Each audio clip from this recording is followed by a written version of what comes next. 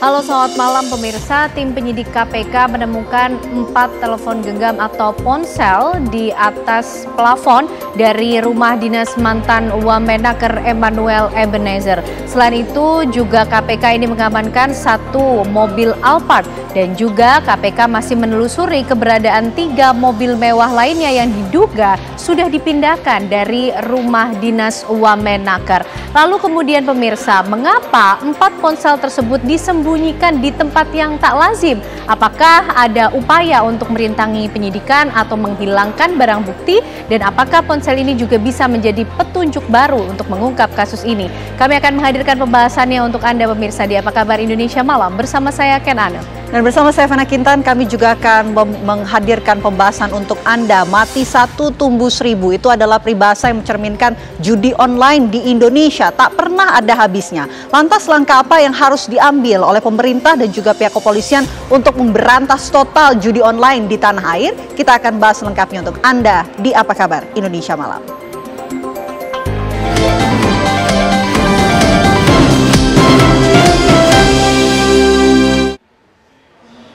Tim Jatanras Polda Metro Jaya menangkap 2 orang pelaku pembunuhan kepala cabang Bank BUMN yang berperan sebagai tim pemantau aktivitas korban.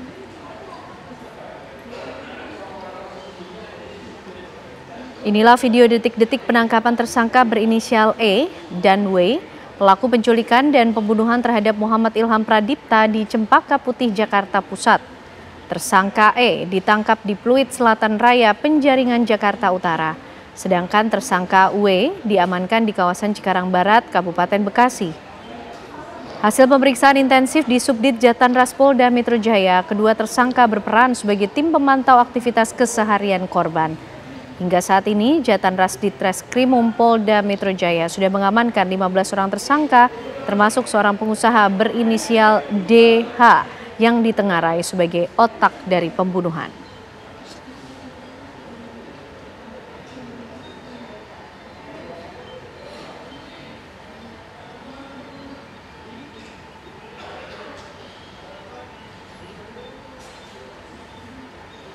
Sebelumnya pemirsa, polisi juga telah menangkap otak pelaku penculikan dan pembunuhan kepala cabang BRI Muhammad Ilham Pradipta di kawasan Pantai Indah Kapuk, Jakarta Utara. Pelaku yang ditangkap ini berinisial C alias Ken. Penangkapan C merupakan hasil pengembangan dari penyelidikan sebelumnya di mana polisi sudah menangkap 3 orang di Solo, Jawa Tengah. Yang menarik pemirsa, ditemukan sejumlah benda-benda yang biasa digunakan untuk penyamaran seperti wig atau rambut palsu tersimpan di kediaman C. Ini ada plastik, Pak. Semua dari HP. Nanti minta aja. Oh, saya terakhir ketemu sama Dwi itu di Hotel Fairmont. Kapan? Sebelum 2 bulan lalu. Bicarain apa? Sidang lanjutan dugaan pemerasan terhadap Dr. Reza Gladys dengan terdakwa Nikita Mirzani kembali digelar di Pengadilan Negeri Jakarta Selatan.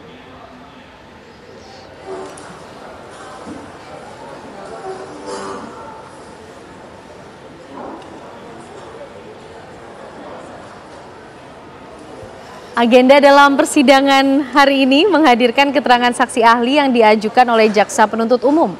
Majelis Hakim memanggil 4 saksi dalam persidangan, salah satunya Melvina Husyanti, pengusaha skincare, sementara 3 lainnya merupakan saksi ahli. Dalam persidangan, Melvina menegaskan tidak ada yang dikurangi atau dilebih-lebihkan. Sebelumnya dalam dakwaan jaksa, Nikita disebut menyiarkan pernyataan yang menjatuhkan produk skincare milik Reza Gladys melalui siaran langsung di platform media sosial. Nikita juga diduga memberikan ancaman yang dapat mempengaruhi bisnis Reza jika permintaan uang tidak dipenuhi. Reza pun memberikan uang sebesar 4 miliar rupiah setelah Nikita meminta 5 miliar rupiah. Korban Reza Gladys merasa diperas dan melaporkan hal tersebut ke polisi.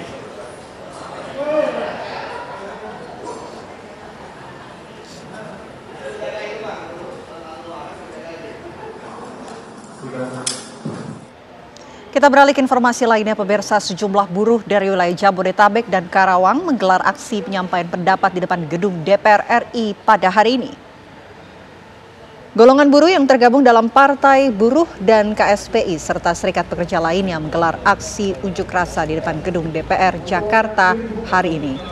Massa buruh yang tergabung dalam 74 elemen hadir dalam kesempatan ini membawa sejumlah tuntutan, diantaranya menuntut pemerintah untuk menghapus sistem outsourcing dan menolak upah murah.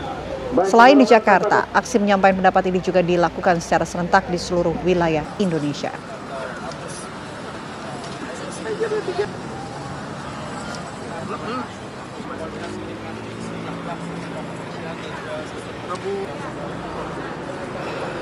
Ntar gue kirimin kamarnya ya. Aparat kepolisian Polres Jakarta Pusat sore tadi melakukan sweeping penyisiran dan penangkapan terhadap ratusan pelajar yang ingin aksi di depan gedung DPR RI. Kamis sore, kepolisian Polres Jakarta Pusat mendatangi stasiun Palmerah Jakarta Pusat. Polisi mencari pelajar yang sedang siap-siap melakukan aksi di depan gedung DPR RI. Polisi memeriksa isi tas pelajar yang ditemui di stasiun Palmerah. Sekitar ratusan pelajar diamankan polisi ke Polda Metro Jaya untuk menghindari aksi demonstrasi di depan gedung DPR MPR. Tindakan ini sebagai antisipasi kerusuhan yang melibatkan pelajar pada demonstrasi tanggal 25 Agustus kemarin.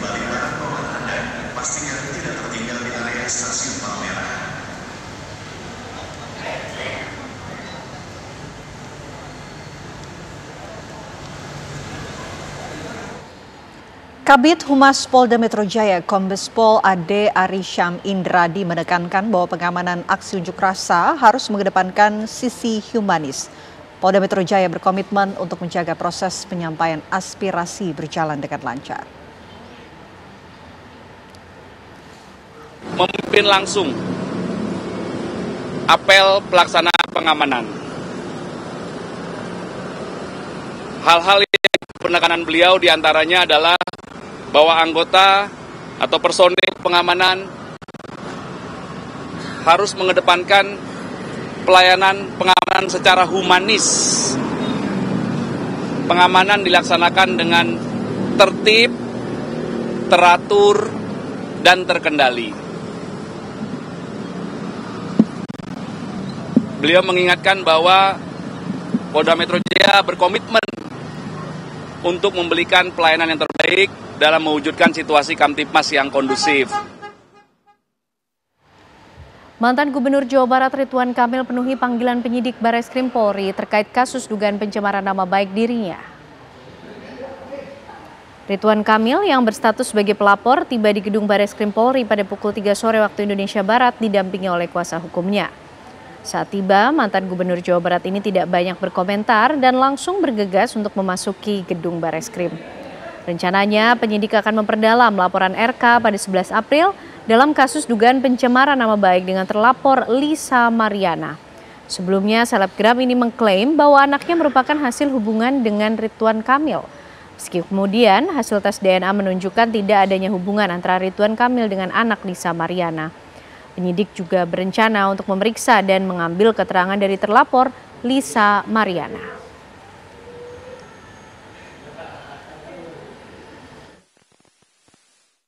Pencemaran nama baik. Nah, setelah ini nanti dilanjutkan proses-proses hukumnya karena sudah masuk ke ranah hukum. Jadi kita menghormati ranah penyidik dan lain-lain. Secara umum juga saya sudah lega ya, fitnah besar ini bisa ditepis oleh sebuah cara ilmiah, yaitu tes DNA. Kami akan langsung mengajak Anda pemirsa untuk mengupdate situasi terbaru langsung dari gedung Bareskrim Polri. Sudah ada rekan kami Novan Zam di sana. Selamat malam Novan, informasi terbaru yang bisa Anda sampaikan dari gedung Bareskrim. Ya, selamat malam. Bisa saya kabarkan bahwa pemeriksaan Ridwan Kamil atau RK sudah selesai, di mana pemeriksaan selesai pada pukul 16.45, yang mana ia melakukan pemeriksaan kurang lebih selama 1 jam setengah. Pemeriksaan, dan memang dalam pemeriksaan tersebut ia tidak dimintai klarifikasi, namun ia hanya memberikan data-data tambahan atau keterangan tambahan untuk BAP pemirsa. Dan ini terkait dengan dugaan pencemaran nama baik yang dilakukan oleh selebgram Lisa Mariana. Pemirsa, bisa saya katakan bahwa pernyataan dan juga dari tim kuasa hukum menyatakan bahwasanya tim kuasa hukum atau RK menolak untuk adanya tes DNA ulang Hal ini dikarenakan bahwasanya tes DNA sudah ditunjukkan kepada Ridwan Kamil dan sudah terbukti bahwa anak dari Lisa Mariana yang berinisial CA adalah anak biologis dari Lisa Mariana, bukan dari Ridwan Kamil, pemirsa. Dan sudah dijadwalkan bahwasanya Lisa Mariana akan dilakukan pemeriksaan pada pekan depan, pemirsa. Dan diketahui RK sudah melaporkan LM atau Lisa Mariana ini sejak tanggal 11 April 2025 dan saat ini sudah dalam tahap penyidikan, di mana dalam tahapan ini sudah melakukan tes DNA terhadap RK atau Ridwan Kamil dan juga Lisa Mariana dan juga anak dari Lisa Mariana yaitu CA. Dan hasilnya terbukti sudah terbit pada 20 Agustus 2025 dan hasilnya negatif. Untuk sementara itu yang bisa saya laporkan, saya kembalikan lagi ke studio. Terima kasih Novanza mengabarkan dari Barreskrim Polri. Kita beralih ke informasi lain, pemirsa. Salsa Erna Hutagalung, lulusan terbaik Universitas Gadjah Mada yang juga sebagai diaspora Indonesia di Denmark, viral menantang debat anggota DPR RI Ahmad Sahroni secara terbuka. Tantangan ini muncul setelah pernyataan Ahmad Sahroni menyebut masyarakat yang mendukung pembubaran DPR dengan kata-kata tak pantas diungkapkan seorang anggota DPR RI. Besar itu untuk DPR RI. Apa capaian mereka selama ini? Berapa banyak mereka berhasil meningkatkan kesejahteraan masyarakat? DPR ini kadang-kadang ya masyarakat boleh kritik. Komentar yang tak pantas itu pun menggelinding menjadi bola panas di sosial media. Itu pun yang membuat berang Salsa Erna Hutagalung melalui akun sosial pribadinya. Juara debat internasional itu menantang Ahmad Sahroni untuk berdebat secara terbuka dengan juri yang profesional. Tantangan itu pun ditanggapi oleh Ahmad Sahroni lewat instastory-nya. Ahmad Sahroni menegaskan tidak akan meladeni Salsa untuk berdebat. Atau enggak. Kalau kamu kalah, gagalkan tunjangan DPR. Kalau aku yang kalah, dengan legowo aku akan support kamu untuk dapat tunjangan itu. Gimana? Berani nggak? Ditonton tuh sama seluruh masyarakat kamu. Kedua, coba kalau bisa sekali-sekali baca sejarah. Satreskrim Polrestabes Bandung mengungkap kasus dugaan kekerasan dalam rumah tangga yang dilakukan oleh terlapor Ustadz Kondang di Bandung yang kini tengah dalam pemeriksaan saksi, termasuk dengan pemanggilan lanjutan terhadap para terlapor. Kasus dugaan kekerasan dalam rumah tangga atau KDRT yang menimpa seorang perempuan berusia 19 tahun, Nazwa Amalia Sakib, oleh ayah kandungnya sendiri yang merupakan Ustadz Kondang di Kota Bandung kini tengah dalam pemeriksaan saksi dan pemanggilan lanjutan untuk terlapor. Kasatreskrim Polrestabes Bandung AKBP Abdul Rahman mengatakan Ustadz Kondang tersebut merupakan Ustadz Evi Effendi. Kejadian itu terjadi pada tanggal 4 Juli 2025. Ada pelapor korban atas nama Nazwa Amalia Sakib melaporkan adanya tindakan kekerasan KDRT ke Satreskrim Polrestabes Bandung yang diduga dilakukan ayah kandungnya Ustadz Evi Effendi. Kasatreskrim mengatakan yang dilaporkan tidak hanya Ustadz Evi Effendi ayah kandung dari korban, namun sejumlah orang lainnya yang diduga melakukan KDRT. Polisi pun saat ini sudah melakukan visum terhadap korban. Saat ini kondisi korban sudah mulai membaik meskipun mengaku masih mengalami trauma. Gimana kan?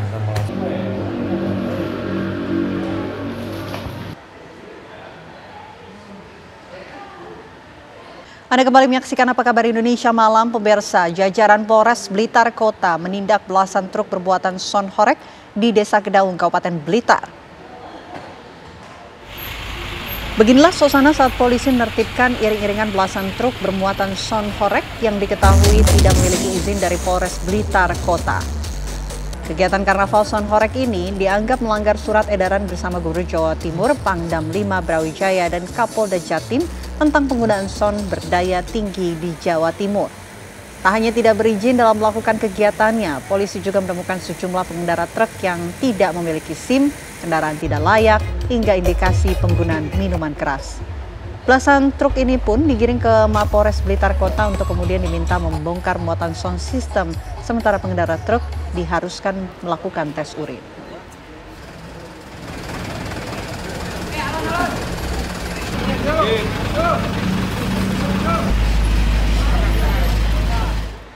Kecelakaan lalu lintas terjadi di ruas tol Lingkar Luar Jakarta, Jakarta Timur pada Rabu sore dan melibatkan kendaraan truk pengangkut LPG yang menabrak truk tronton. Kecelakaan ini direkam oleh pengendara yang melintas. Truk pengangkut LPG menabrak truk tronton di depannya hingga tersangkut dan terbawa sejauh 6 km. Sebelumnya, kedua kendaraan berat ini terlibat kecelakaan lalu lintas di ruas tol Lingkar Luar Jakarta di kilometer 36 arah Cikunir, Bekasi, Jawa Barat. Truk pengangkut LPG diduga alami remblong hingga tidak dapat mengendalikan kendaraannya. Namun ironisnya, pengemudi truk tronton tidak menyadari kendaraan yang ia kemudikan ditabrak dari belakang hingga ia diperingatkan pengemudi kendaraan lainnya. Pengemudi truk LPG tewas di lokasi kejadian.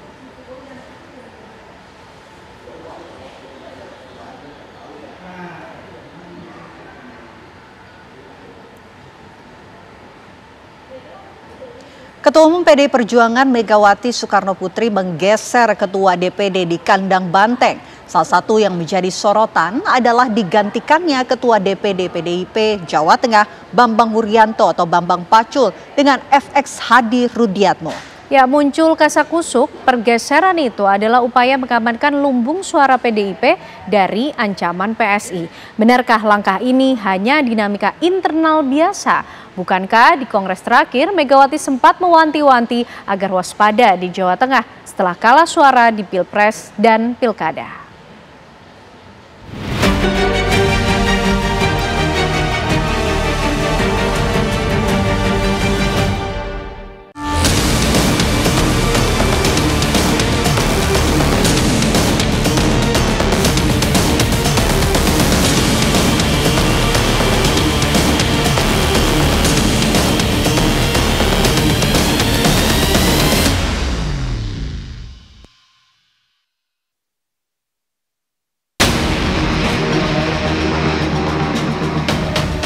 Moncong putih tengah berbenah kandang.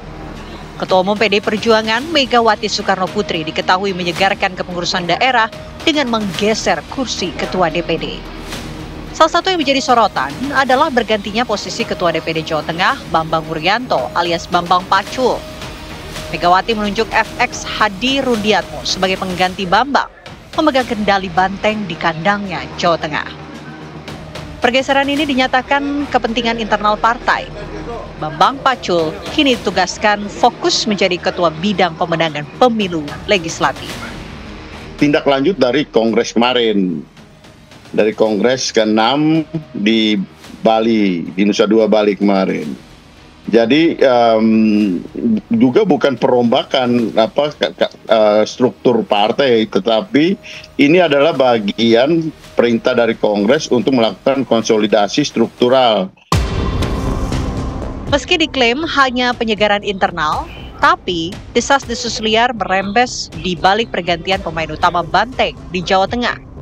Masuknya Rudiatmo menggantikan Bambang Pacul tak lama setelah kabar sejumlah mantan legislator PDIP Solo lompat kandang ke Partai Solidaritas Indonesia yang dibesut putra Joko Widodo, Kaisang Pangarep.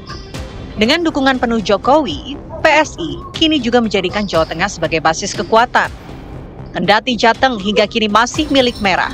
Namun, apakah penunjukan FX Rudi sebagai antisipasi agar gajah tak leluasa mengambil lumbung suara banteng? Mungkin ada pengaruhnya karena di beberapa tempat PDIP dan PSI ini juga merupakan saling berkompetisi, terutama di kota-kota besar. Misalnya DKI Jakarta, Surabaya, kompetisi antara PDIP dan PSI ini cukup kuat ya kompetisinya. Tapi perpindahan kader itu saya kira menurut saya bukan menjadi alasan utama. Ya. Di sisi lain, relasi Jokowi dan Bambang Pacul di Jawa Tengah selama ini acap memantik bisak-bisik. Misalnya saat Pilpres 2024 lalu, saat seluruh tenaga partai dikerahkan memenangkan Ganjar Pranowo, potongan video Bambang Pacul soal testimoni sosok Jokowi justru viral dan seolah menggoyahkan kader. Desas-desus kedekatan Bambang Pacul dan Jokowi bahkan memunculkan spekulasi. Bambang Pacul turut menyeberang ke PSI setelah tak lagi didapuk sebagai penguasa banteng di Jawa Tengah. Namun, kabar burung ini dibantah keras Bambang Pacul yang menyatakan bela dirinya adalah loyalis banteng. Kita ini sama-sama ngerti sebelum PDI Perjuangan. Kita panjang perjalanannya. Gitu loh. Jadi kalau sampeyan misalnya engko nek kowe kasarane, kowe ora diganggoke ning PDI Perjuangan, pindah partai Pak Pacul, kayak kita di PDI partai lain gitu maksudnya. Lupakan itu, lupakan. Bambang Pacul tidak akan pernah pindah partai. Gitu. Meski pengaruh Bambang Pacul di Jateng moncer dan mengamankan suara legislatif di kandang, tapi tangannya dinilai tak lagi dingin mempertahankan kekuatan merah. Selain kalah suara di Pilpres, Banteng juga tersungkur di Pilkada Jawa Tengah, situasi yang membuat Megawati mewanti-wanti.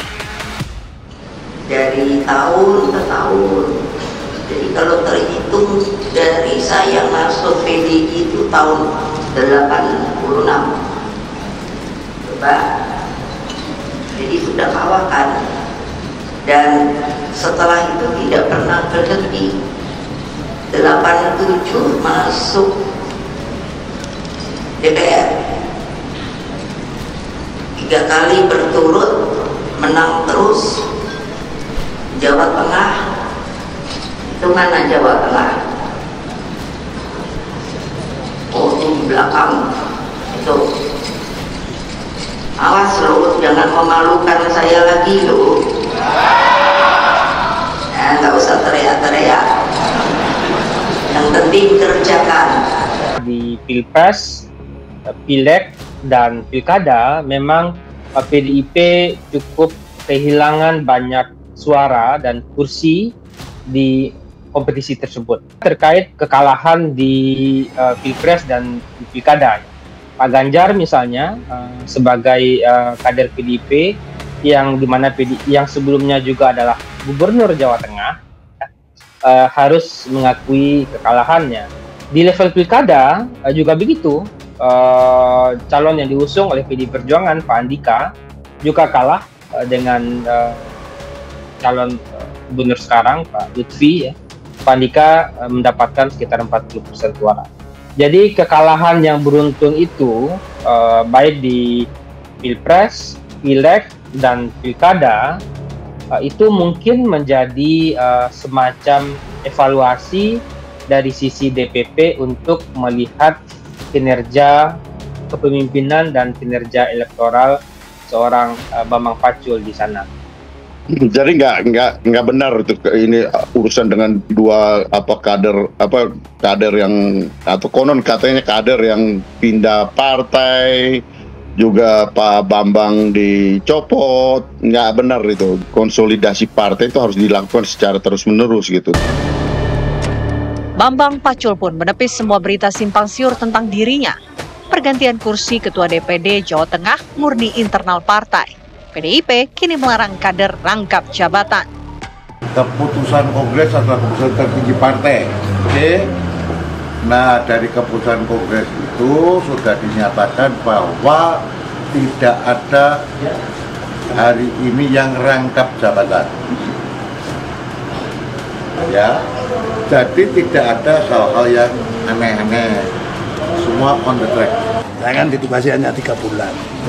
Sampai Desember karena pengurus DPD itu kan diperpanjang sampai 2025. Setelah memutuskan mendukung pemerintahan Prabowo Subianto, Gibran Raka Buming Raka, meski tak meminta kursi menteri, langkah politik Banteng menarik dinanti. Moncong Putih tentunya tetap ingin menancapkan pengaruhnya sebagai partai Wong Cilik dengan berhasil mencatatkan hat-trick kemenangan di pemilu. Namun, apakah dinamika politik yang kini dihadapi PDIP akan tetap menjadikan Banteng di hati Wong Cilik?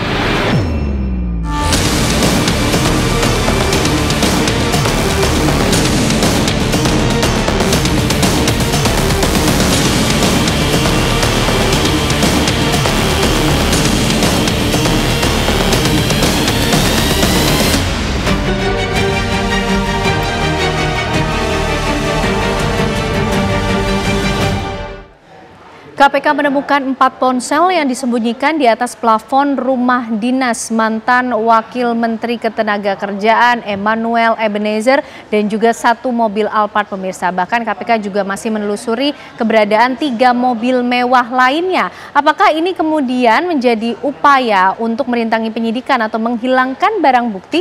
Kami akan hadirkan pembahasannya untuk Anda pemirsa usai jeda.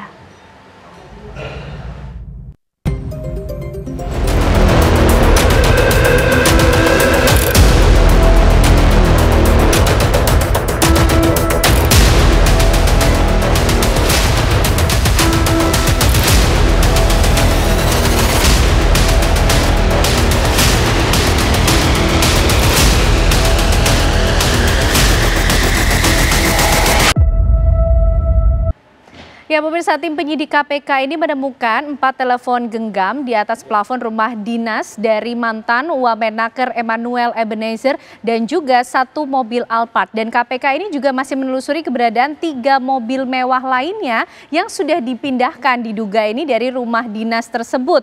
Nah, kemudian yang menjadi pertanyaan, mengapa ponsel-ponsel ini disembunyikan di plafon? Apakah ini termasuk dalam upaya merintangi penyidikan atau ingin menghilangkan barang bukti, dan apakah ponsel ini juga bisa menjadi petunjuk baru untuk mengungkap kasus korupsi ini? Kita akan membahasnya malam hari ini dengan sejumlah narasumber yang sudah hadir di Apa Kabar Indonesia Malam. Ada PLT Ketum Jokman nih, Mas Andi Aswan. Selamat malam, Mas Andi. Malam, sehat ya, Mas? Sehat ya. Terima kasih sudah hadir malam hari ini. Semangat, harus semangat. Dan juga bergabung bersama kita malam hari ini ada Bu Yenti Ganarsi, ahli hukum tindak pidana pencucian uang. Bu Yenti, apa kabar? Baik, sehat ya Bu, terima kasih sudah hadir.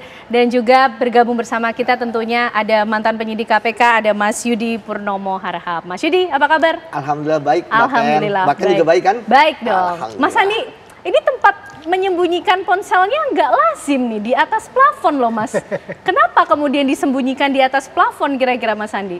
Ya mungkin panik ya, mungkin panik kali ya, kan akan digeledah rumah itu, mungkin orang-orang di situ ya udah mungkin nggak tahu apa ada pesanan atau memang secara spontan udah nggak ada tempat lain ya dilempar aja, mungkin ditaruh di sana kan tempat itu. Ya berpikir kan bahwa KPK tidak akan melihatlah ke sana kan. Kalau kita namanya digeledah ya mungkin dari Mas Yudi nanti akan menerangkan lebih lanjut. Pasti kan semuanya juga mungkin dinding pun akan diketok-ketok juga kan. Apakah ada ruangan di dalam itu atau tidak kan begitu. Ya yang jelas adalah ya kalau kita bicara seperti ini artinya memang mensreanya ada gitu loh. Ya. Artinya memang ini ada suatu perbuatan apalagi yang memang ya disengaja menurut saya kayak begitu. Kalau misalnya itu ya nggak usah diumpetin aja, taruh aja di situ kan, di tempatnya misalnya kan. Apalagi ada 3 mobil mewah itu hilang, nah itu luar biasa buat saya, itu jadi pukulan juga buat kita nih sebagai teman juga ya. Artinya ya mohon maaf ya, saya sendiri juga kaget juga dikatakan mobilnya mewah itu sampai 3 dilarikan. Kalau tadi Alphard itu saya tahu, emang itu sering dipakai untuk itu. Tapi yang 3 itu kan jarang memang itu. Ya. Tapi yang jelas itu ya kepada teman-teman yang dititipkan itu ya segeralah kembalikan kepada KPK ya atau polisi terdekat ya itu ya. Biar tidak berpanjang lebar lagi gitu loh. Karena ini masalahnya sudah dengan hukum ini gitu loh. Ya kan?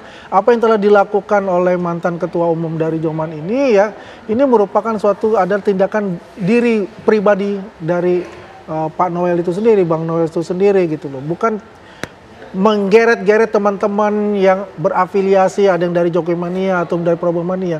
Itu adalah murni dari Bang Noel itu sendiri. Sebagai apa? Sebagai wakil menteri yang ditugaskan oleh pemerintah untuk itu.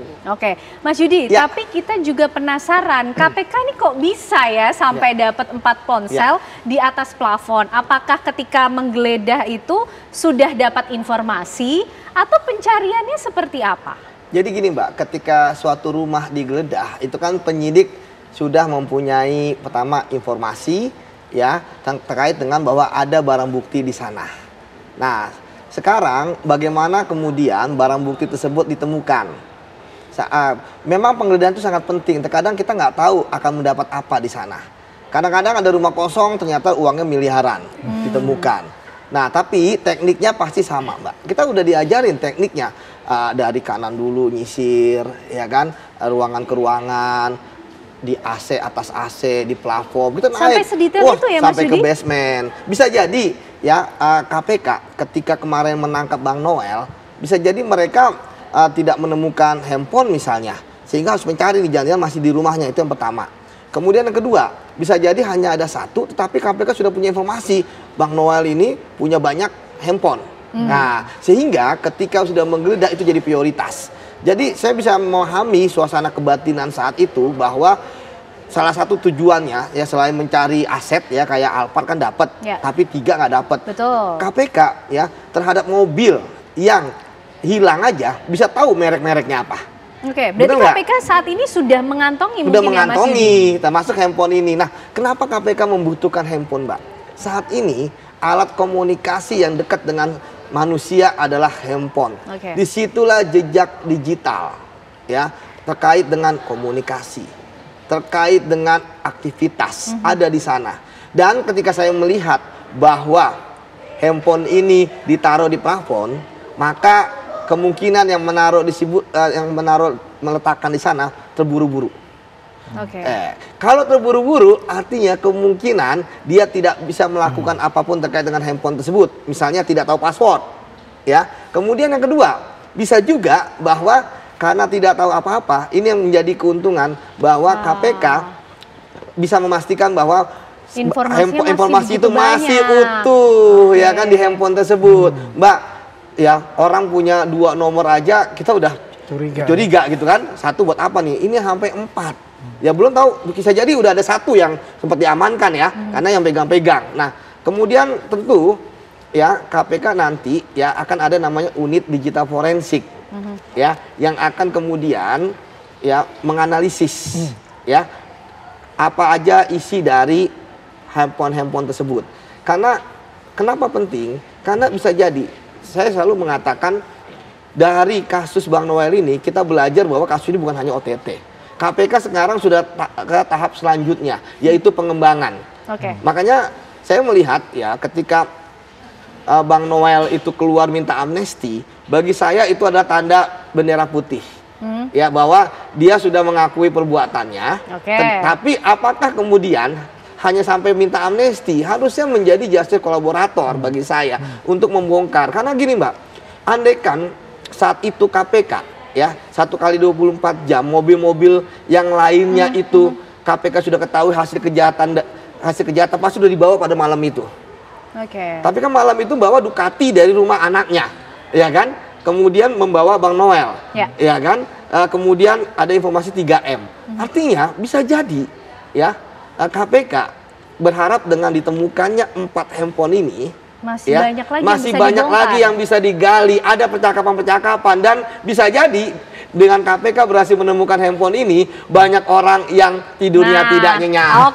Sebelum ke situ Mas Yudi, kita pengen tahu dari Bu Yenti. Bu Yenti, kalau melihat perjalanan dari kasus yang menyeret mantan Wamenaker, ini kita bisa membaca adanya modus TPPU juga Bu di situ? Iya, sudah terjadi malah ya. Apalagi OTT kemarin itu untuk IBM itu ya. Kalau menurut saya, kalau dari media kan Pak Noel ini kan ditangkapnya tengah malam. Setelah itu, jadi ini bukan OTT dong, itu ditangkap saja karena ada pengembangan dari OTT itu. Jadi ini juga maaf ya KPK ya, karena tangkap tangan itu kan di KUHAP kan tertangkap basah. Gitu. Artinya pada saat melakukan itu ya, menerima suap itu ya, menerima suap. Kemudian dikembangkan, dan tadi dikatakan bahwa setiap OTT itu pasti sadapan setelah salah Dumas ya, pengaduan masyarakat kan ini kemudian sadapan, kemudian sudah ada angka 2019, bahkan sejak 2019, terus menerima 3M Desember. Yang 3M Desember itu kan udah TPPU semua. Ducati itu TPPU. Ducati itu dari IBM yang dia merasa inilah pemerasannya kan, yang menurut media juga bahwa minta Ducati lah intinya. Terus dia pergi beli. Nah, IBM ini belinya pakai uang apa? Kalau udah 2019 pasti beli Ducatinya pakai uang hasil kejahatan, harus dicari ya kalau ada buktinya. Kemudian gini, saya agak bingung ya. Saya itu mempelajari cyber laundering juga ya. Cybernya. Saya itu beberapa kali ke cyber dan ke Barreskrim ya, divisi siber juga. Itu yang namanya lapor bahwa ada penipuan nomornya sekian. Saya berpikir bahwa Pak Noel itu nomornya sudah ada dong di sadapan, bahwa harusnya KPK udah tahu Pak Noel itu punya berapa nomor. Itu kalau mencari HP-nya itu nggak usah dicari gini-gini, nggak usah. Tinggal dideteksi saja ya Bu. Dari KPK saja sudah tahu letaknya di sekitar sini. Harusnya ada itu. Saya nggak tahu kenapa KPK sekonvensional itu sampai dicari-cari berapa hari kemudian gitu. Kayaknya nggak gitu deh. Karena kita tahu, oh ya posisinya di sini. Itu gampang sekali, ada alatnya itu dibeli oleh pajak rakyat, gunakan dengan baik gitu kan. Harusnya nggak seperti ini. Meskipun dalam kondisi mati saja tetap bisa terdeteksi ya Bu? Sangat bisa sekali. Kalaupun handphonenya dibuang, nomornya ada, kita buka juga bisa kok. Kita udah lama sekali waktu saya bantu BNN ya tahun 2005 itu kita bisa mendetek, bahkan waktu itu M3 ya yang nggak bisa dibuka, itu kita langsung minta ya bahwa harus sistemnya harus bisa dibuka kalau ada yang mencurigakan. Dibuka supaya bisa terdeteksi. Itu bisa. Jadi gini, saya kebetulan tahu dan saya juga mempelajari. Jadi kita beritahukan pada masyarakat sebetulnya kalau penegak hukum ini benar-benar profesional, nggak ada lah nyari-nyari yang gitu berapa hari kemudian baru tahu di atas itu. Jadi di situ aja kalau datang itu ya jangan hanya cari barang-barang yang ada, pakai alat yang ada akan tahu bahwa itu ada di rumahnya. Oke. Ya itu bisa, sangat bisa. Bahkan itu posisinya mati, posisinya itu sangat bisa. Jadi ini sebenarnya kan untuk membuka betapa mudahnya ya. Kemudian berkaitan 3 mobil itu harusnya kan dilacak sejak awal. Jadi kalau 2019, kalau saya berpikir mulai 2019 itu kan mundur ke sana semua. Tadi berkaitan dengan justice collaborator ya. Kalau mau dijadikan justice collaborator tentu dia tidak boleh yang paling besar peranannya. Artinya apa? Harus ada yang lebih tinggi lagi, apakah menterinya ini atau menterinya sebelumnya buka semuanya kalau mau seperti itu, karena tidak boleh dong mengatakan ini sejak 2019 menurut KPK kan ya kan, berarti sudah terjadi. Kita kan mau membersihkan kementerian yang benar-benar berkaitan dengan perindustrian, berkaitan dengan perdagangan, perekonomian negara. Termasuk siapa saja yang pernah terlibat dari 2019 artinya ya Bu, tidak hanya dari tenaga kerja saja. Ini kan yang menggerakkan perekonomian itu, ya kan? Perusahaan-perusahaan ekonomi menggeliat itu karena harus ada tenaga kerja. Tenaga kerja harus mempunyai sertifikasi itu. Nah ternyata disinilah permainannya ya. Di satu sisi betapa menyedihkan ya yang harusnya 275 jadi 6 juta. Itu kan selalu ngomong, orang selalu mengatakan bahwa kita kalau mau daftar itu nggak bisa kalau nggak orang dalam, berarti kan gini, nggak bisa kalau nggak punya orang dalam yang bisa ngasih 6 juta kan gitu. Nah ini harus dibongkar semua. Apa iya hanya sampai wamen saja? Apakah menterinya memang tidak tahu, ya kan? Artinya menterinya juga kena prank dong, ya kan? Ataukah bagaimana ini kejadiannya? Kenapa disebut juga 2015? Ini sudah 2025. 2019, berarti kan sudah sekian lama. Nah ini jangan tanggung-tanggung KPK dan KPK harus pede. Itu ada TPPU-nya, jadi nggak perlu mengatakan kami akan pelajari, udah lama, belajarnya udah selesai, tinggal action gitu. Termasuk Bu Yanti ketika handphone atau kemudian mobil-mobil mewah yang masih ditelusuri KPK, apakah alat bukti-bukti ini saja yang bisa menjadi petunjuk membuka kotak dari kasus korupsi ini, Bu? Menjadi bukti-bukti kuat adanya TPPU di situ atau ada hal lain yang masih perlu ditelusuri KPK sebagai kunci? Ya alat bukti kita kembali ke 184 ya, KUHP kan banyak hal. Bisa jadi barang bukti ini tadi HP, bisa juga jadi surat. Kalau nanti itu dilihat, bisa lagi minta kepada PPATK ya, PPATK di print hasilnya berarti alat bukti surat. Ya kan bisa juga sebetulnya kan, di print saja kemudian didalami, yang LHA itu dalami ada diatur ditulis lagi jadi alat bukti surat kan. Setelah itu juga saksi yang lain masih bisa banyak hal. Jadi harusnya begini, harusnya misalnya yang 69 tadi ya 69 miliar itu mulai kapan? Kan itu dibuka semua rekeningnya. Rekeningnya dibuka semua dari mana saja, kan dari pengusaha kan, dan kemudian setelah itu ke siapa saja. Itu dibuka semua kan kena semua. Satu orang saja, misalnya Pak Noel beli apa? Untuk istrinya kena TPPU. Untuk anaknya kena TPPU. Kalau anak ini memang menerima hasil kejahatan dan ada unsur subjektif satu lagi yang paling penting adalah anak atau istri yang menerima itu harusnya sudah curiga. Tapi kalau tidak mencurigakan ya tidak kena. Itu paling penting. Menarik nih, semakin menarik ketika kita bicara siapa-siapa saja kemudian kira-kira yang menerima uang dari hasil TPPU atau siapa yang terlibat, karena kita lihat kasusnya sudah dari 2019. Dijawabnya nanti ya, kita bahas bersama Bapak Ibu usai jeda, pemirsa kami kembali. Baik pemirsa, kita lanjutkan pembahasan kita malam hari ini. Tadi sudah mulai disinggung nih soal siapa-siapa saja kemungkinan yang menerima aliran dana hasil TPPU dalam kasus korupsi ini. Kita coba tanya lah ya dari orang dekatnya dulu yang sama-sama di Jokman. Mas Andi, sebelum ditangkap oleh KPK, ini komunikasi terakhir dengan Noel seperti apa Mas? Hati-hati loh, apakah jangan-jangan disadap juga nih Mas Andi? Komunikasi dengan beliau itu udah lama. Dia komunikasinya tuh cuma singkat aja gitu. Dia ngirim aktivitas dia ya mengunjungi perusahaan A, perusahaan B. Lebih banyak itu. Tidak ada bicara gampang loh, tinggal aja lihat sukunya saya. Kan jadi siapa aja ya Mas kalau misalnya kalau dimintai keterangan nah, itu kan ada 4 kan. Ya. Nah ini kan kita perlu perhatiannya di 4 ponsel itu, mungkin ada satu hal-hal tersebut ya. Tapi kalau untuk saya sendiri, itu yang dikirim itu adalah aktivitas dia gitu, di YouTube, ya, di Instagram, kayak gitu, model seperti itu. Tapi saya akan mengelaborasi sedikit ya bagiannya. Bahwasannya ini adalah ya cukup merusak lah kita punya kewarasan kita gitu dengan kondisi seperti ini. Artinya begini, apa yang dia lakukan itu kan, itu tidak semestinya apa yang kita pikirkan gitu. Mencoreng. Selama ini ya mencoreng lah secara organisasi ya. Mencoreng. Ya titik hitam yang paling besar lah buat kita ini. Karena kan kalau kita lihat apa yang dia lakukan ini kan luar biasa gitu deh. Bagaimana membantu menyelesaikan persoalan-persoalan buruh maupun pekerja yang katakanlah dizolimi oleh majikannya begitu ya. Dan terus menerus kayak gitu. Dan itulah ada panutan kepada para aktivis ya, panutan lah dari Jokowi Mania dan juga mungkin Prabowo Mania untuk itu kan, untuk konsisten dengan garis perjuangan kita untuk membela rakyat dan membantu pemerintah untuk menyelesaikan semua tugas-tugasnya sampai selesai kan begitu. Dengan kejadian ini ibaratnya petir di siang bolong gitu kan. Apalagi kalau kita lihat ya, ini masalah K3. Ini sangat luar biasa. Dari 275.000 naik ke 6 juta saja itu luar biasa. Pertanyaan saya, 6 juta ini apakah pas Noel jadi wamen ataukah ini masih sejak 2019? Kan satu itu poin dulu. Kedua, kalau kita lihat angka kecelakaan kerja itu luar biasa naik terus. Tahun 2024 itu 492.000 ya. Di tahun 2023 itu 390 something.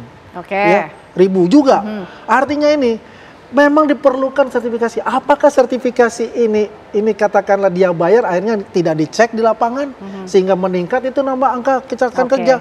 Ini permasalahannya bukan hanya dari segi wakil menteri, tapi di mana fungsi mitigasi dari Inspektorat Jenderal. Itu perlu juga diaudit lagi. Harus ada mitigasi seperti itu gitu loh. Jangan salah ya, Inspektorat Jenderal itu bintang 2 rata-rata loh. Ya kan, ini kan mesti kita juga harus perhatikan bagaimana sih struktur dari Kementerian Tenaga Kerja itu seperti apa gitu. Kalau memang dari zaman katakanlah Pak Eman Suparno sampai sekarang ini yang terjadi ya, itu tidak ada yang namanya evaluasi. Koreksi secara menyeluruh ya, dengan ada kan banyak sekali tuh dia tenaga kerja itu. Nah ini baru levelnya menteri nih baru kena nih, ya kan wakil menteri. Tapi Mas Andi yang saya mungkin penasaran tadi komunikasinya hanya di satu nomor yang sama dari awal. Satu nomor yang sama dari awal. Sampai akhirnya ditangkap. Saya masih bisa buka kok. Oke, baik di situ poinnya. Nah Mas Yudi ini menelusuri soal siapa-siapa kemudian nama-nama yang mungkin juga bisa diungkap dengan di adanya 4 ponsel ini kan Mas. Kalau kita lihat juga dari rentang waktu peristiwanya sendiri kan 2019 ya sebenarnya sudah terjadi. Sampai kemudian kemarin 2025. Tapi Noel baru menjabat 2024. Artinya menteri yang menjabat sekarang atau mungkin menteri yang sebelumnya menjabat ini juga nanti ada kemungkinan untuk dipanggil KPK? Ya saya pikir kalau ada bukti pasti dipanggil oleh KPK. Tadi saya katakan bahwa mengapa sih orang-orang ini ya kemudian yang sudah bermain di ruang gelap terkait dengan sertifikasi K3 ini kemudian berani untuk memberikan uang kepada Noel 2 bulan setelah dia menjabat. Karena mereka ingin mendapatkan kepastian dukungan. Jadi mereka ingin Bang Noel ini menjadi backing bagi mereka. Kalau masalah teknis bagaimana memeras, bagaimana istilahnya mereka menggunakan rekening-rekening yang bukan rekening mereka ya kan mereka pakai rekening orang lain yang nggak kedetek gitu kan untuk menampung dan sebagainya, itulah mereka, tugas mereka itu. Tetapi tugas dari orang-orang di atasan mereka yang mereka berikan uang, ya ada direktur, ada dirjen, itu adalah memastikan mereka aman, ya koordinator ini si Bobby ini aman, ya dalam menjalankan tugasnya. Makanya kan uang dia kan sekitar 69 miliar yang ke dia, tapi saya yakin itu pasti akan mengalir kemana-mana. Nah kalau suasana kebatinan Bang Noel ya, analisis saya ya, dia kan wamen. Ketika diberikan oleh Bobby dan kawan-kawan uang 3 miliar lagi, masa Bang Noel nggak mengatakan menteri gimana? Kan pasti begitu ke orang-orang itu. Benar nggak? Pasti gitu kan? Karena kan dia hanya wakil.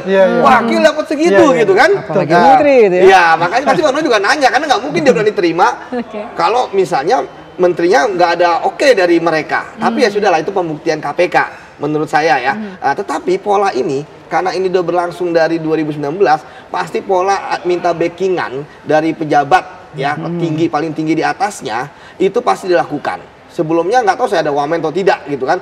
Sebelumnya kan menteri misalnya, bisa jadi ya tinggal orang-orang ini mau bicara atau tidak. Ini menyambung juga dengan Bang Andi yang mengatakan tentang Inspektorat Jenderal. Bang Andi, Inspektorat Jenderal kalau backingnya orang-orang ini ya adalah menteri atau wamen misalnya, mana berani gitu kan. Itu yang pertama. Kemudian yang kedua, kalau orang-orang ini bermain sendiri barulah gagah itu Inspektorat kan. Jadi karena apa? Kan uang ini kan begitu banyak. Ya, kalau melihat bagaimana KPK menyampaikan ya ketika ini terbongkar kan adanya informasi. Sebenarnya saya juga melihat yang menarik ya. Berarti selama ini perusahaan-perusahaan yang diperas itu juga sukarela gitu kan selama 2019, 2020, 2021. Baru kemudian puncaknya mungkin ada yang merasa ini sudah keterlaluan. Ya, itu yang pertama. Atau yang kedua bisa jadi di dalam internal mereka ya kan bisa jadi hujan nggak merata gitu kan. Ya memang celakanya adalah salah satu tersangka itu ya adalah suami dari pegawai KPK. Itu kan juga tambah KPK lagi naik namanya gitu kan. Ada aja kan. Jadi OTT ini istilahnya kayak ada gading yang tak retak gitu kan. Ada berita gitu. Tapi ya kembali lagi bahwa mudah gitu ya untuk menelusuri ya siapa saja yang menerima asalkan ya ke-11 tersangka ini mau menjadi justice kolaborator. Kalau tidak pasti akan sangat sulit gitu ya. Karena satu lagi yang menarik terkait dengan OTT ini bahwa KPK itu ternyata sebelum turun ke lapangan kan juga sudah menganalisis dari data dari LHA dari PPATK ya. Dan kemudian yang menarik juga tadi benar Mas Andi dikatakan bahwa sekjen itu tidak berfungsi karena apa? Karena orang-orang ini Irjen tidak berfungsi karena orang-orang ini ketika ada kasus korupsi di tempat lain, kita tahu KPK sedang menangani kasus PJTKA. Ya sama juga modusnya, ada perusahaan ketiga, ya kan, orang-orang juga sama, gitu kan, apa namanya, tingkatan jabatannya. Tetapi mengapa mereka masih tetap melakukan itu? Karena mereka merasa, pertama, bisa jadi KPK dianggap hanya satu tempat satker aja, nanti akan pindah yang lain. Tapi yang kedua, mereka merasa saya sudah memberikan kepada backingan saya kok. Ya kan, yang akan melindungi saya aman. Jadi saya terus aja gitu kan. Karena bagi saya Mbak, Irjen itu akan mudah melakukan identifikasi. Karena Irjen itu kan ilmunya cuma 3 ketika ada suatu dia bekerja di suatu kementerian. Pertama, satker yang anggarannya besar, ya kan. Kedua, satker yang proyeknya banyak. Ya kan, ketiga satker yang mengurus perizinan. Jadi di sini bisa mereka mitigasi fraudnya. Tetapi selama 6 tahun ini, ya kan, mitigasinya kemana? Nah itu pertanyaan berikutnya. Tapi masih ke Bu Yenti dulu Bu, soal penjeratan TPPU ini sendiri. Noel bisa dijerat dengan TPPU, sudah jelas berarti ya Bu Yenti ya? Jelas lah kalau berkaitan dengan yang 3M Desember itu dilihat. Dapat 3M itu saya nggak tahu ya. Ada 3M itu apakah melalui transfer atau apa. Kemudian PPATK kan sudah ada datanya. Ya artinya zamannya Pak Noel saja mulai Desember ya, 2 bulan setelah dilantik sampai dengan bulan-bulan ini ya Agustus. Itu kan sudah cukup lama. Apakah yang 3M itu tidak diapa-apakan, disimpan aja atau sudah kemana-mana? Atau juga kan ini sudah dibuka ya, karena jadi gini, masuknya menggunakan TPPU-nya 3M tadi yang Desember. Dengan adanya calon penersangkaan angka TPPU ini membuat leluasa KPK untuk membuka rekening-rekening, ya kan? Termasuk rekening yang tidak berkaitan dengan yang OTT ini. Jangan-jangan bukan hanya 3M, jangan-jangan ada transaksi-transaksi janggal, transaksi-transaksi besar yang memang ditransaksikan oleh Pak Noel ini. Nanti akan lihat dia beli apa, uang ini dari mana. Gitu aja terus-terusan. Follow the money. Follow the money. Betul. Nah itu follow the money-nya seperti itu. Sampai dengan ini ngalirnya kemana, tapi kita lihat sebelum ngalir ini sumbernya dari mana. Kalau sumbernya bukan dari penghasilannya yang sah, dan kemudian mengalir kemana-mana, yaitu TPPU semua. Saya katakan bahwa TPPU itu kan aktif dan pasif. Orang melakukan korupsi, menerima uang hasil korupsi, dalam hari ini mungkin menerima gratifikasi atau suap ataukah pemerasan, kemudian mengalir kemana. dia berarti melakukan TPPU aktif.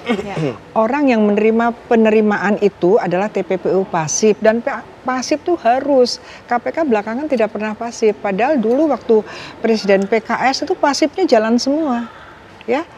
Polisi dengan Malindadi pasifnya jalan. Ini kalau diminimalisir dengan pasifnya tidak terjangkau, bahaya sekali. Jangan-jangan uang-uang itu ya di pasif-pasif ini. Jadi supaya kita menjerakannya adalah jangan ada orang-orang yang bersedia menerima pasif-pasif dan tidak tersentuh. Nah, jadi harus tahu juga ini dari mana sumbernya. Iya, dan kita mengingatkan ya, dan integritas bangsa seperti yang RK lah ya. Karena kemungkinan itu adalah perempuan itu kemungkinannya akan berkaitan dengan penerimaan hasil korupsi, ya kan? Penerimaan korupsi berarti kan pasif. Ini pasif sudah diperiksa pasifnya. Nah, yang ini KPK banyak sekali ngutangnya yang pasif-pasif tidak ditelusuri. Nah, ini bahaya sekali. Yang pasif ini siapa, berapa? Jangan-jangan uang-uang yang di pasif itu jauh lebih besar daripada jumlah yang diaktifkan ya, yang aktif. Walaupun pidananya yang pasif itu jauh lebih rendah, yaitu hanya 5 tahun. Hanya 5 tahun. 5 tahun itu besar ya. Yang aktif maksimum 20 tahun.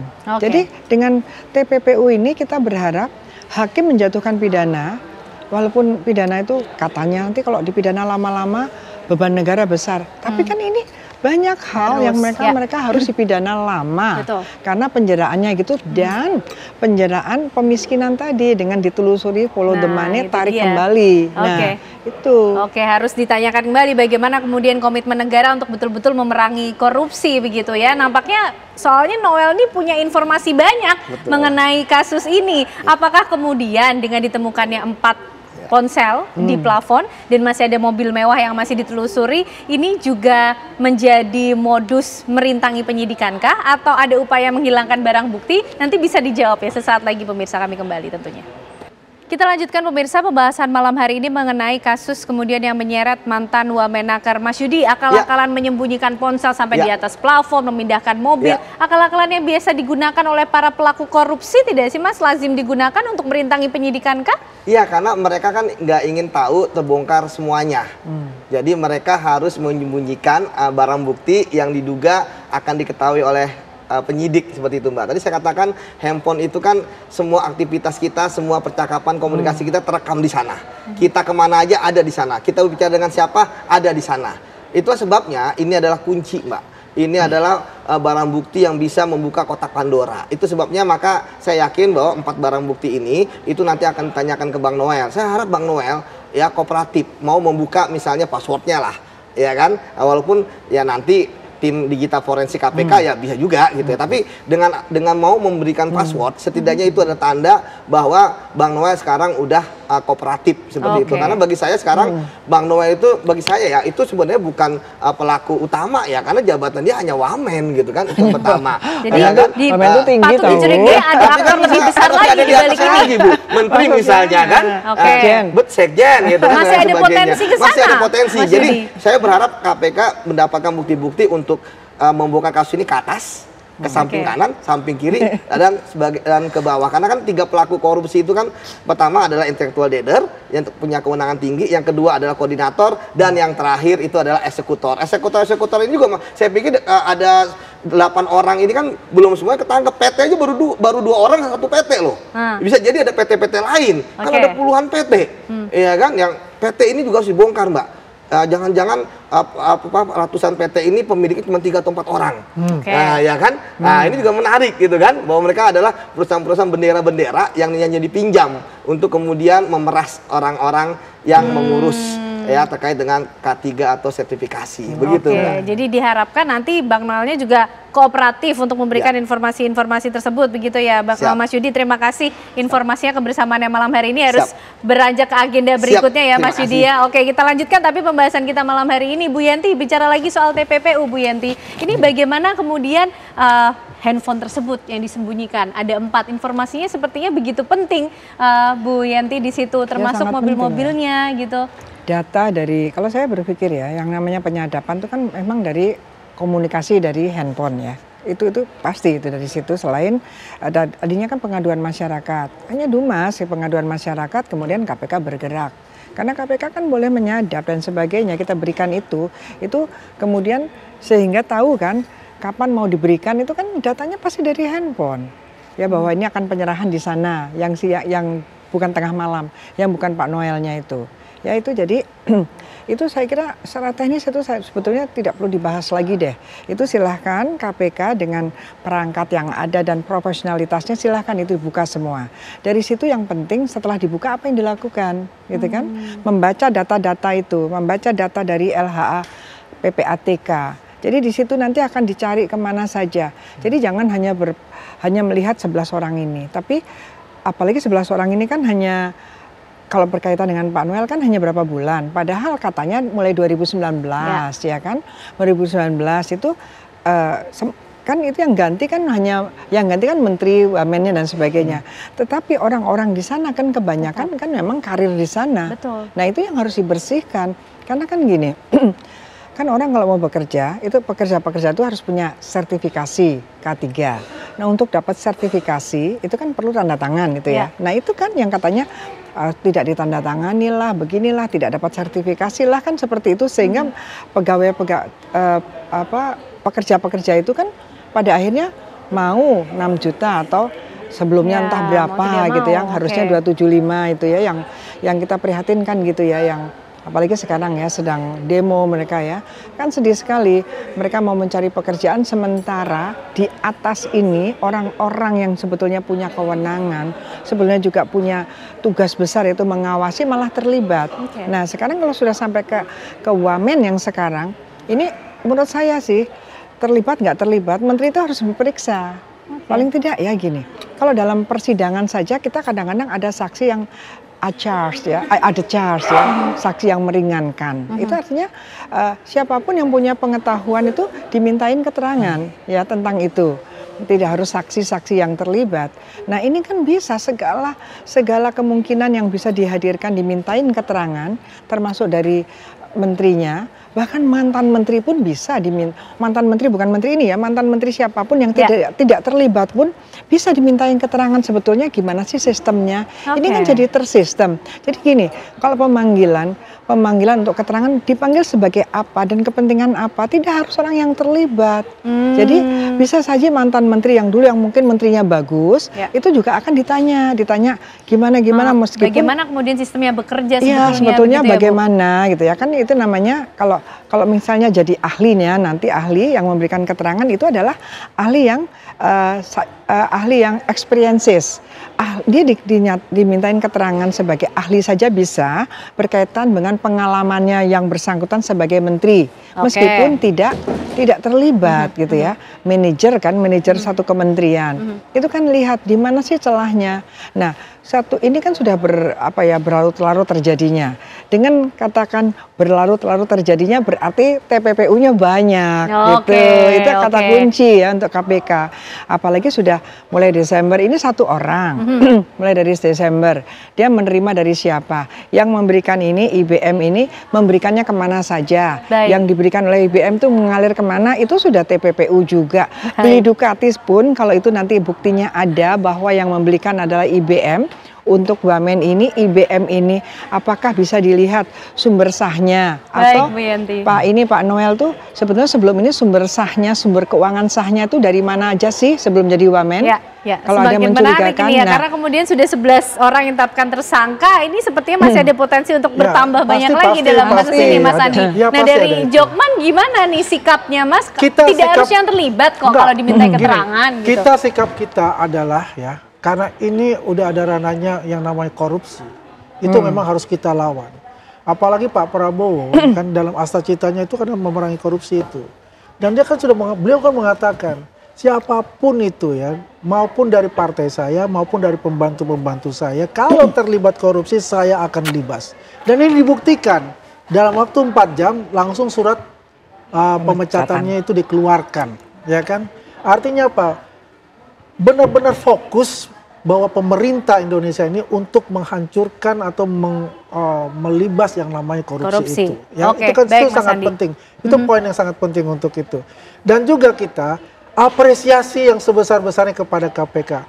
Terus maju KPK, bongkar semua ya korupsi-korupsi yang ada di Indonesia ini ya. Jangan lupa juga ya bekerja sama dengan PPATK itu biar semua itu aliran-aliran dana itu jadi terang benderang. Kemana saja arahnya ini duit-duit itu yang diterima oleh para petinggi-petinggi negeri ini. Jadi untuk itu salut buat KPK, semangat terus. Oke, berarti siap kooperatif untuk bisa ikut membuka juga kalau misalnya nanti dimintai keterangan lah begitu ya paling tidak. Terima kasih Mas Andi, Bu Yanti juga terima kasih atas penjelasan dan diskusinya malam hari ini. Pemirsa, usai jeda kami masih menghadirkan sejumlah informasi dan juga pembahasan untuk Anda, termasuk mengenai kasus judi online yang tidak ada habisnya. Meski upaya pemblokiran dan penangkapan ini sudah terus dilakukan. Kami akan membahasnya dalam dialog yang akan dipandu oleh rekan saya, Vena Kintan, usai jeda. Mati satu tumbuh seribu itu adalah peribahasa yang mencerminkan judi online di tanah air yang tak pernah ada habisnya pemirsa. Lantas langkah apa yang harus diambil pemerintah dan juga pihak kepolisian untuk memberantas total judi online di Indonesia? Kami akan bahas bersama dengan sejumlah narasumber yang sudah hadir bersama saya pemirsa. Saya akan perkenalkan untuk Anda. Di sebelah kanan saya ini sudah hadir pakar keamanan cyber Pratama Persada. Selamat malam Pak Pratama. Selamat malam Mbak Vena. Sehat Pak? Alhamdulillah sehat. Oke. Di sebelah Pak Pratama ini juga sudah hadir mantan Ketua PPATK Pak Yunus Hussein. Selamat malam Pak Yunus.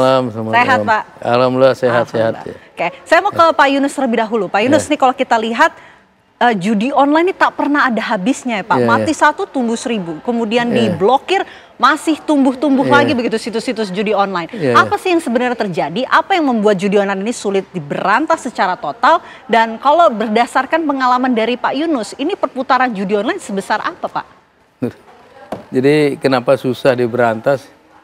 Ternyata yang main tuh bukan hanya orang luar pemerintahan. Di dalam instansi yang menangani ini pun kan banyak yang bermain. Dan sudah diproses, ingat saya sudah dipidana ya. Itu salah satu sebab. Kemudian kita lihat mereka mengubah bentuk-bentuk transaksinya ya. Jadi kalau kemarin-kemarin misalnya depositnya, setorannya transfer biasa. Sekarang udah pakai kris, buka kris itu banyak sekali, gampang dan nasabah dengan alasan itu bisa buka kris ya, tukang cukur, tukang kaki bisa pakai itu, dan bisa sekarang dengan ini melakukan setoran deposit untuk judi. Kemudian e-wallet ya, dompet elektronik yang belasan macam bentuknya ya, ada Dana, ada GoPay, ada OVO, itu semua ternyata memberikan banyak kemudahan untuk transaksi pembayaran atau terima sesuatu. Nah, dengan bervariasinya ini mungkin perlu juga mengundang BI supaya dia bagaimana mengatur supaya lebih ketat lagi supaya ini tidak banyak disalahgunakan. Memang dikasih kemudahan untuk efisiensi dalam transaksi perdagangan, tapi kemudahan itu ternyata dimanfaatkan untuk hal-hal yang kurang baik seperti ini gitu. Jadi dua sisi itu memang ya harus dijaga, jangan sampai disalahgunakan gitu ya. Kalau Artinya ada yang melindungi Pak Yunus? Ya kalau dengar berita, dengar kasus yang ada, yang sudah diputus ada itu. Kalau dibilang nggak ada kita bohong ya. Tapi sebenarnya ada. Sampai sulit dijangkau nih berarti backingannya? Udah ada yang terkena ya. Misalnya saya baca tadi dari Detikcom, dari personil di salah satu kementerian yang punya tanggung jawab ini udah beberapa dipidana, ada juga dia suami istri ya, ada pegawai-pegawai orang dalam ya. Mungkin juga di luar itu ada, bisa-bisa saja. Backing di kalangan misalnya penegak hukum bisa-bisa saja. Dia diam-diam mungkin karena udah selama ini menerima manfaat ya. Karena selama ini kan dikenal rekening 303 itu pasal KUH pidana mengatur perjudian.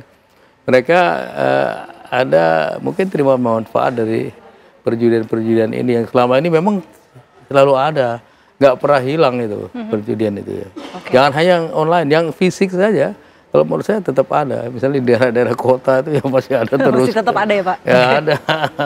Oke, saya mau ke Pak Pratama. Karena kita ingin tahu sejak tahun berapa sih kemudian judi online ini muncul. Apalagi dengan modus-modus yang semakin tahun ini makin marak, makin terus diperbarui modusnya. Ya, jadi dari tahun 2017 itu sudah mulai banyak judi online.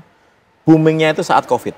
Ketika saat COVID, kemudian orang-orang nggak bisa keluar rumah, kemudian dia harus tinggal dalam rumah kan, nggak boleh kemana-mana kan, work from home dan lain-lain begitu, diisolasi gitu. Dan disitulah orang menggunakan handphone, menggunakan alat-alat yang koneksi ke internet, begitu akhirnya judi online ini bisa berkembang sangat pesat sekali. Nah, sebenarnya saya mau mengkritisi judi online salah nih. Mati satu tumbuh 1.000, mati satu tumbuh 100.000, atau mati satu tumbuh 1 juta ya. Karena apa? Karena selama yang dilakukan masih seperti ini, nggak akan bisa berhenti nih judi online, beneran.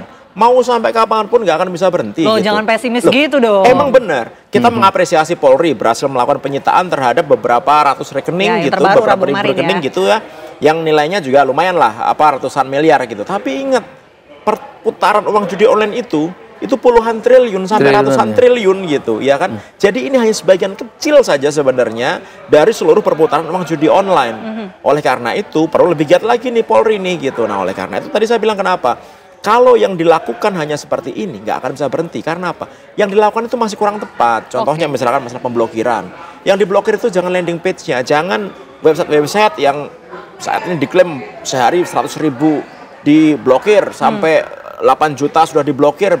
Nggak akan bisa menghentikan itu. Yang diblokir itu adalah servernya. Nggak perlu harus nyari servernya di Kamboja, di Filipina, Vietnam, nggak usah. Kita itu bisa tahu tuh IP address server itu yang diblokir.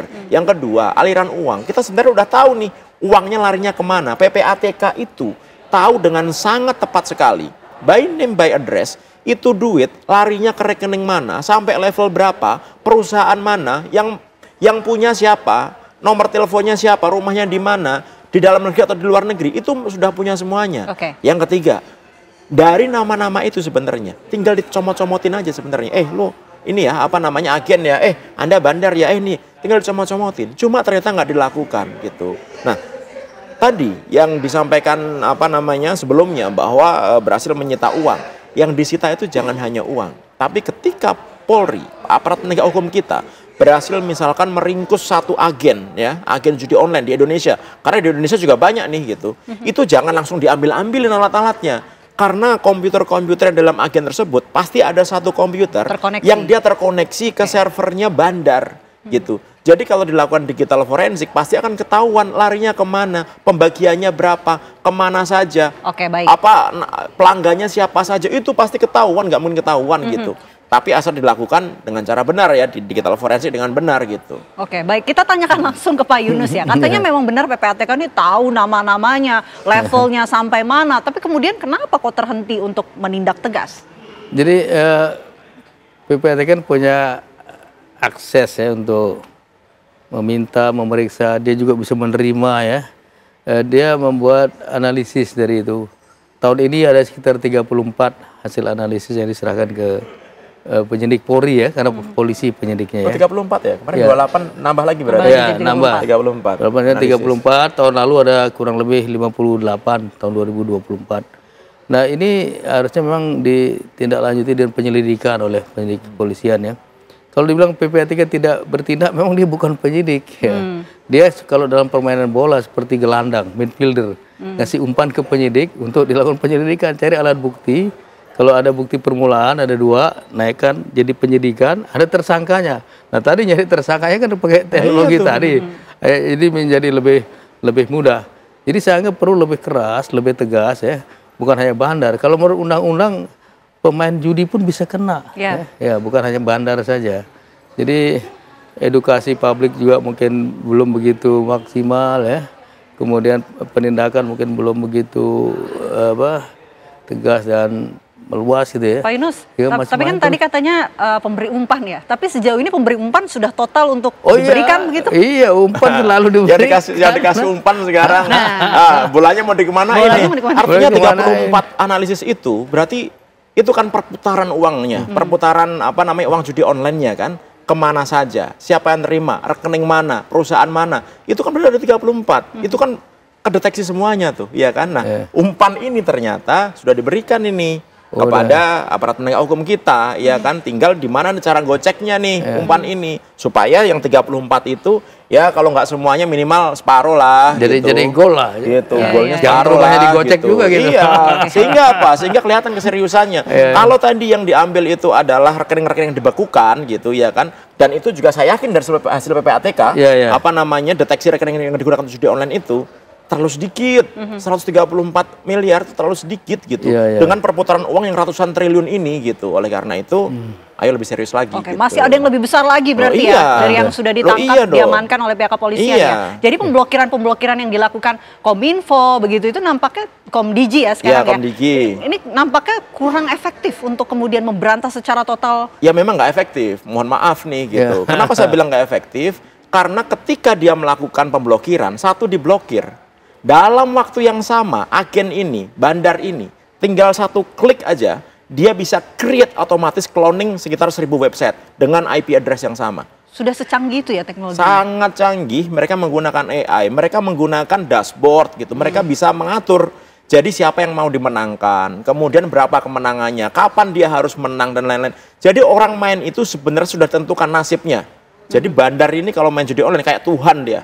Dia udah punya si pemain ini takdirnya kapan menangnya, kapan kalahnya. Dan kasihannya adalah dari kemenangan-kemenangan itu jika dikalkulasikan hasil totalnya udah pasti kalah total gitu, udah pasti habis duitnya, pasti udah rugi, pasti rugi karena yang dikembalikan itu nggak nyampe 1%, uang yang dikembalikan return to playernya itu nggak nyampe 1% gitu. Nah oleh karena itu kenapa kok si pemain-pemain ini tetap seneng? Karena si bandar ini mainin perasaannya si player.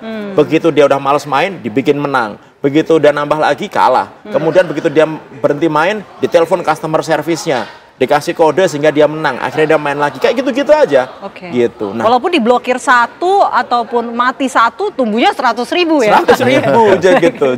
Jadi itu yang terjadi, apalagi ketika ada oknum-oknum tertentu yang ternyata jelas-jelas melakukan perlindungan terhadap judi online ini. Tadi yang Pak Yunus sampaikan, nggak jauh-jauh, contohnya kemarin pegawai Komdigi kan, ada belasan orang yang ternyata jelas-jelas itu melakukan perlindungan terhadap judi online yang ada di Indonesia ini. Ini baru Komdigi nih. Di tempat lain ada nggak? Ya harus dicari nih. Siapa nih? Kok bisa? Cara mengatasinya sangat gampang.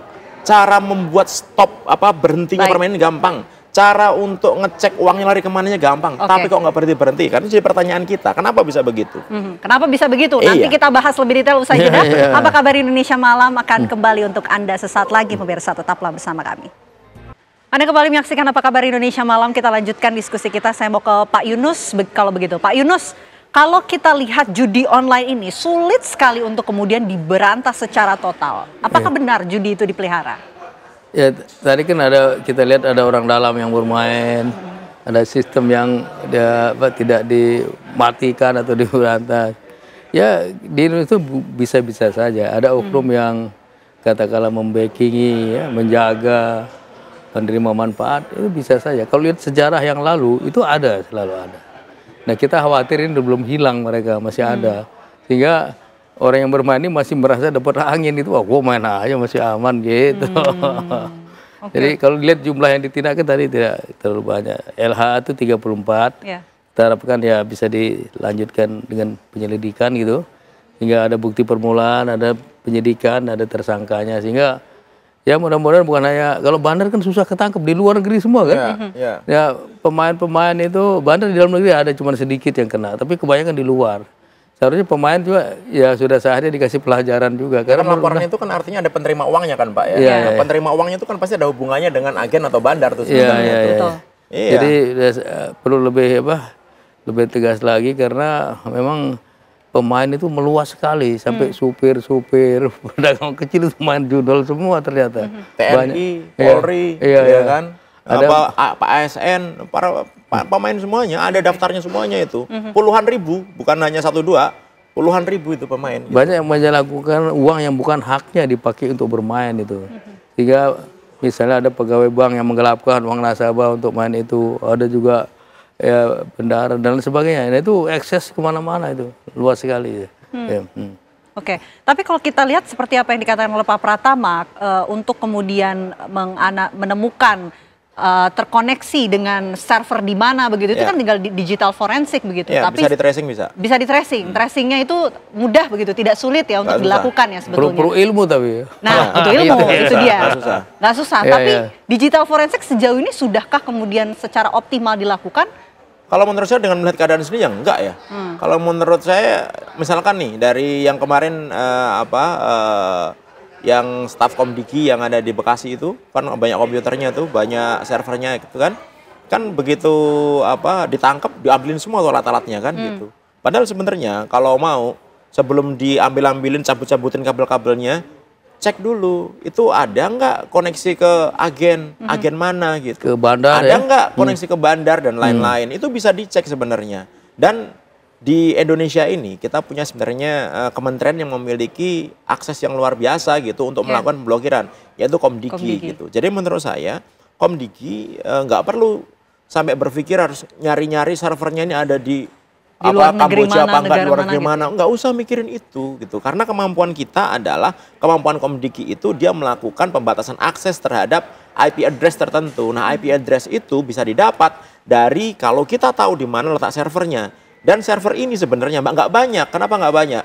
Dari jutaan agen yang menawarkan judi online ini, begitu kita login, itu pasti diarahkan hanya ke 5 atau 6 server saja. Pasti sama permainannya, Zeus, poker, QQ ini, semuanya sama gitu. Jadi nggak banyak kalau mau dikejar gitu ya kan. Yang banyak itu kan pintu masuknya ada jutaan gitu. Yang sampai saat ini akhirnya ketika banyak diblokir, mereka nyewa hacker untuk menyusupkan landing page judi online-nya, loginnya itu di website-website milik pemerintah yang akhirnya nggak bisa diblokir gitu kan. Kalau adminnya nggak terlalu pinter ya ada di sana terus aja gitu. Nah, ini yang sebenarnya bisa dilakukan oleh Komdigi. Jadi yang diblokir itu adalah servernya.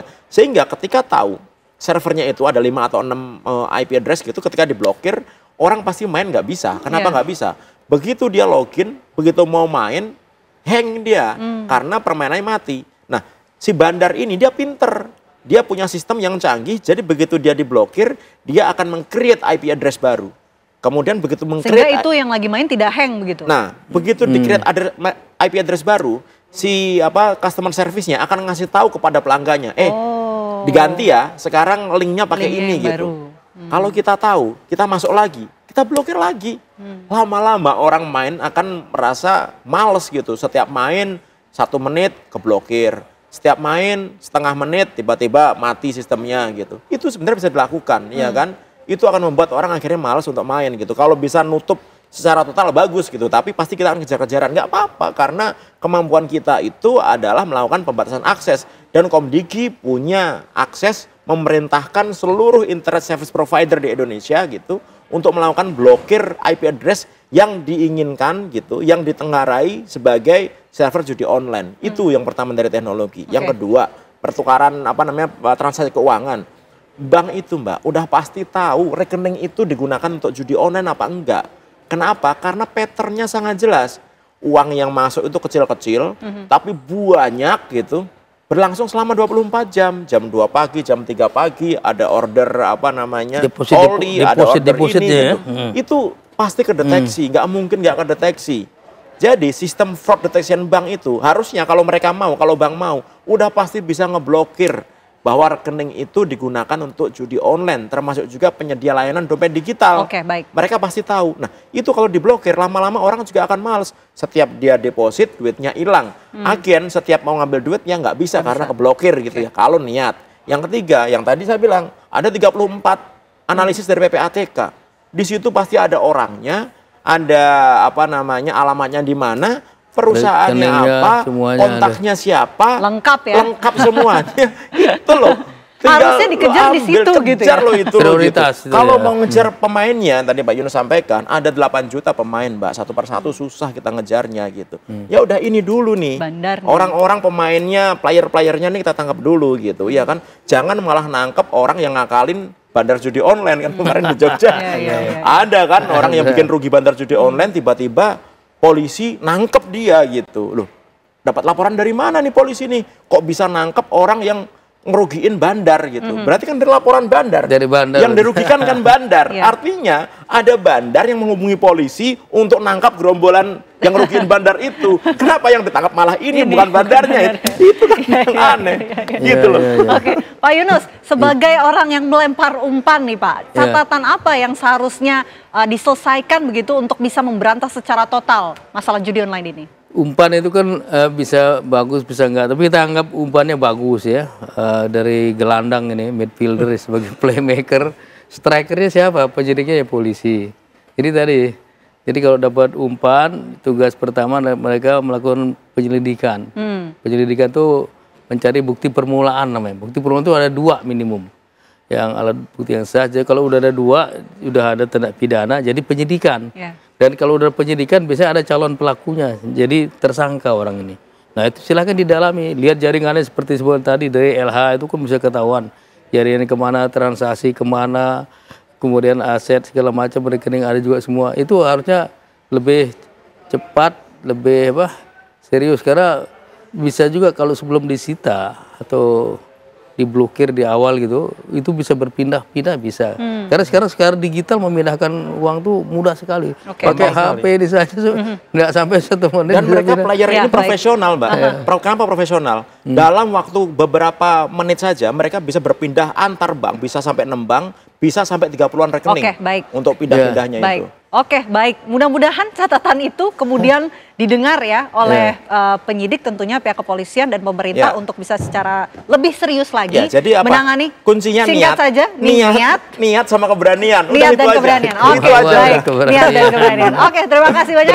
Pak Pratama, terima kasih Pak Yunus atas informasi dan juga diskusi yang luar biasa di Apa Kabar Indonesia Malam. Terima kasih. Dan pemirsa, diskusi kami tadi sekaligus menutup perjumpaan kita di Apa Kabar Indonesia Malam. Mewakili kru yang bertugas, saya Vena Kintan. Dan saya Kenana, pemirsa, beserta teman-teman yang ada di Apa Kabar Indonesia Malam pamit. Sesaat lagi Anda dapat menyaksikan program 2 Sisi bersama dengan Arif Fadil dan juga Aditya Nugroho. Terima kasih pemirsa, selamat malam, sampai jumpa.